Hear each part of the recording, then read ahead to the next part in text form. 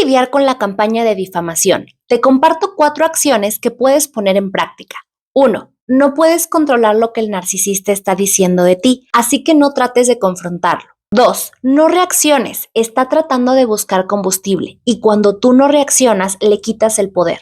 3. Aléjate de sus monos voladores. Son esas personas que forman parte de su juego, no son tus amigos y no te conviene tenerlos cerca ni tratar de convencerlos de nada.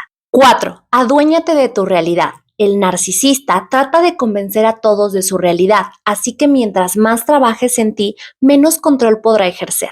¿Estás lista para superar al narcisista? Agenda tu cita en el link de mi perfil.